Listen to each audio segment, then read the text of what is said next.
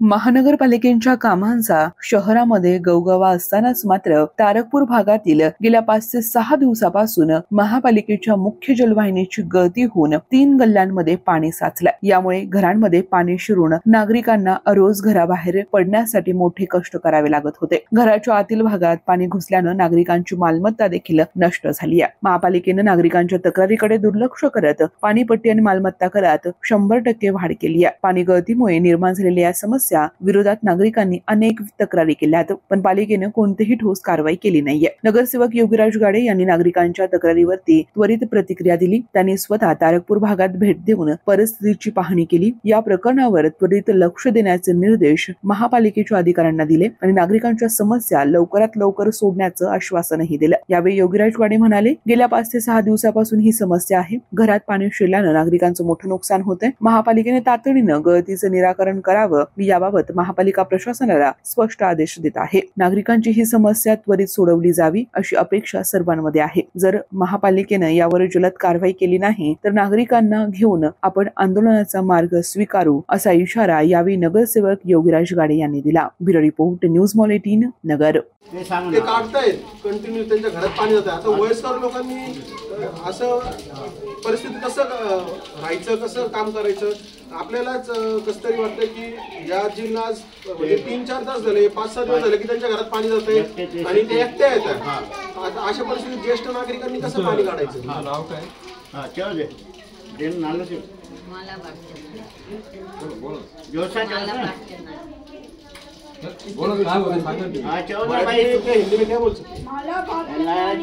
सकाळपासून मी आमची बहीण आहे, सकाळपासून 5 वाजतापासून उठलेली आहे। ते सगळं ते घरचे पाणी ते घुसलेलं सगळं बाहेर काढून राहिले पाणी सकाळपासून। त्यांनी मला 8 वाजता सांगितलं असं असं आहे। मी मग गाडी साहेबांना फोन केला, असं बाई पाणी त्यांच्या घरी येऊ राहिलं। तर गाडी साहेब इकडे आलेले, ते बघायला सगळं कसं पाणी झालेलं आहे। माझे नाव आहे चुनीलाल कुकरेजा। तारकपूर भागात आपण पाहताय की 5-6 दिवस झाले असं पिण्याच्या पाण्याचं लिकेज असल्यामुळं इथं पाणी नदीसारखं वाहतंय। प्यायचं पाणी लोकांच्या घरात पाणी जातंय। आपण पाहिलं, हे वयस्कर आजी आहेत, यांच्या घरात 4-5 दिवस पाणी जातंय, हे वैतागलेले आहेत। अशा परिस्थितीत आम्ही जवळजवळ 4-5 दिवस झाले महापालिकेला रिपोर्ट केलेलं आहे, आयुक्तांना रिपोर्ट केलेलं आहे, पाणीच्या अधिकाऱ्यांना रिपोर्ट केलेलं आहे, बांधकाम अधिकाऱ्यांना रिपोर्ट केलेलं आहे। महापालिकेकडून अजूनही पिण्याच्या पाण्याची एवढी नासधूस होतीये। त्यांनी एकच सांगतात की 2-3 दिवसात हे काम होईल।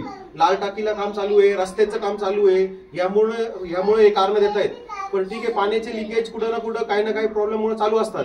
पण प्रामुख्याने आपण पाहिलं तर एवढं मोठ्या प्रमाणात पाणी पिण्याचं पाणी लिकेज होत आहे आणि ज्यावेळेस पिण्याच्या पाण्याचं लिकेज एवढं होतंय, लोकांना प्यायला पाणी मिळत नाही आणि एवढं पाणी ज्यावेळेस लिकेज होतं, पालिकेने प्रामुख्याने इथं येऊन ह्यो अडथळा दूर केला पाहिजे।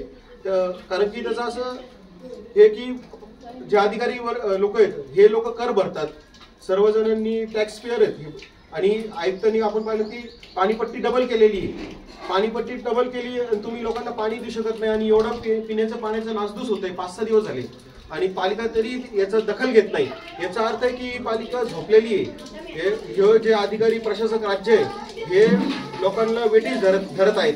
एकतर सरकार महापालिकेच्या निवडणुका देखील घेत नाही, ज्यामुळे लोकप्रतिनिधी नसल्यामुळे लोकांना कोणाला कॉन्टॅक्ट करावा हा देखील प्रश्न पडत आहे। तारकपूर भागात आपण पाहिलं की 2-3 गल्ल्यांमध्ये असं नद्यासारखं पाणी जातंय, प्यायच्या पाण्याचं लिकेज आहे। आम्ही अधिकाऱ्यांना रिपोर्ट केलेलं आहे।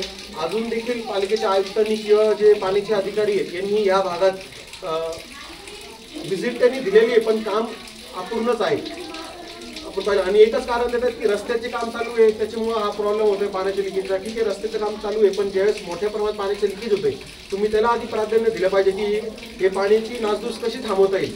म्हणून आज आम्ही या परिसरातले नागरिक असतो, आम्ही सगळे पालिकेच्या कारभाराचा निषेध करतो आणि त्यांना जाग यावी म्हणून आज हे मीडियामध्ये देखील दाखवावं लागत आहे।